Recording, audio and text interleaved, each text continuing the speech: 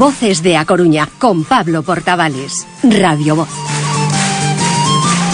Pero yo me imagino, Silvia, que en otras ciudades, pues también cuando en los programas de radio de ámbito local, pues hablarán de las actividades que desarrollan los grupos, empresas, colectivos, ¿no? Lo que da vida a la ciudad, ¿no?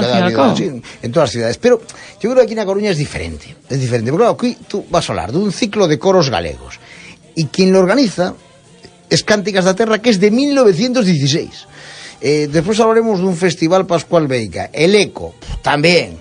Hablas de cualquier... O sea, hay una tradición que se remonta a más de un siglo y eso es un tesoro que tenemos en la ciudad, ¿no? Por eso yo creo que es importante pues aplaudir y destacar todo lo que hacen este tipo de colectivos, ¿no? Laura Veleiros, la presidenta de Cántigas da Terra. Laura, ¿qué tal? Muy bo día, ¿cómo estás? Bo día. Es que isto é impresionante, porque evidentemente actividades fanse moitos lugares, pero que os organizadores teñan 110 anos, eso é unha cousa máis complicada. Pois sí, aí vamos. Aínda non temos os 110, bueno, pero estaba redondeando. Estamos xa moi preto delos. E sí, levamos organizando este ciclo de coros que xa vai pola 20ª edición. Eso sí que é redondo o número, ¿no? 20 sí, anos. O número, sí. Que se buscaba cando iniciouse este ciclo de coros galegos? Vale, Cántigas, como ben estás dicindo, somos uns dos 4 coros históricos galegos que aínda siguen existindo. No caso de Cántigas da Terra, naceu no 1916 e ininterrumpidamente, sen cambio de nomes, nin parón ningún, pois seguimos traballando a prol da cultura galega, da música galega, do baile, do teatro galego. E sí que vimos a necesidade, así contra os anos 2000, de alguna maneira de xuntarnos e reivindicar que os coros galegos seguimos vivos, seguimos sendo necesarios e que queríamos xuntarnos, non? Entón, nun primer momento, o ciclo de coros chamábase ciclo de coros históricos, coros galegos históricos, pero moi pronto vimos tamén que hai moitos colectivos que, sin ter 100 anos, pois están a facer o mesmo, e que os obxectivos son exactamente os mesmos, e que queremos seguir loitando polo noso, non? Así que agora xa somos ciclo de coros galegos. Bueno, que ten varias actividades, varios días, e o próximo chega este fin de semana, non? Efectivamente. Que tedes actividades, as máis próximas son o sábado e o domingo, non? Sí, nun primeiro momento os ciclos de coros históricos simplemente eran unhas actuacións no Teatro Rosalía, sempre foi a nosa ubicación, vamos, é o teatro maravilloso que, bueno, tratannos ademais fenomenales, sempre nos axudan e colaboran con nós, bueno, é unha maravilla de xente. E entón, primeiro sempre era unha actuación no teatro, un domingo, varios domingos de ese ciclo, ¿no?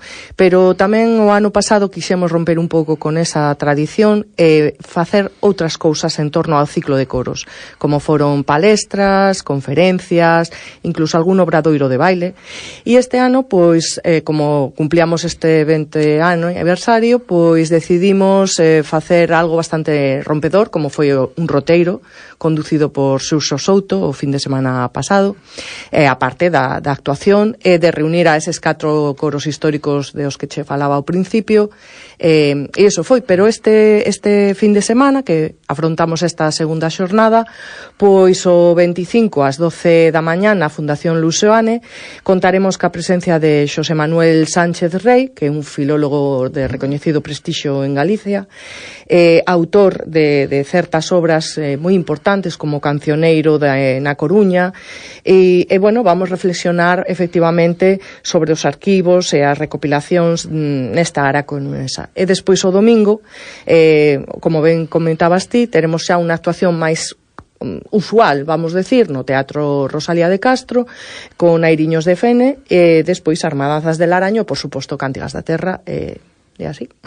E bueno, eso, Cántigas da Terra, Airiños da Fene, e Armadanzas del Araño, que un nome precioso, ¿no? Precioso. Sí. Un grupo de 2012, bastante noviño, pero que están a facer unha labor increíble e que, vamos, merecen, e queremos que o público coruñés tamén poda disfrutar deles. Bueno, e vos teredes o 29 e 30 de novembro, ves aquí na programación, outra actividade, o sea que, digamos que casi todo outono, non? Estades a traballar neste ciclo. Efectivamente, este ciclo naceu xa nestas datas, sempre andivemos aí en torno aos meses de outubro, novembro, incluso alguna vez decembro. É unha iniciativa de Cántigas da Terra que sempre afrontou isto, aínda que supuxera cartos para o coro, e agora contamos cun convenio nominativo co Concello da Coruña, e isto nos permite pues afrontar este ciclo pues con un pouco máis de alivio, eso sin duda ninguna. É o que che comentaba, o sea, a nosa intención é efectivamente ocupar ese outono coruñés e ofrecer ao público moitas actividades. O 29 de novembro será unha palestra neste caso con Luis Costa Vázquez, con un faladoiro donde ademais contaremos ca presencia de outros integrantes dos coros galegos de todo tipo, históricos e non históricos, para falar precisamente de esa presencia dos coros, desa necesidade dos coros históricos que aínda estamos aquí, e de coros galegos, por qué? E despois ao domingo contaríamos co coro da Rá e Cántigas da Terra máis o grupo de baile de Santalla. O sea, penso que así pecharíamos estas xornadas. E agora, para rematar, de cara a este fin de semana, a entrada como é a xente... Sempre de balde, faremos como facemos sempre un pasarrúas pola Rúa Real, que é unha maneira tamén de animar a xente, de esa xente que se esquece e tal, pues cando nos ve por ali e tal, simplemente ata completar aforo. Moi ben.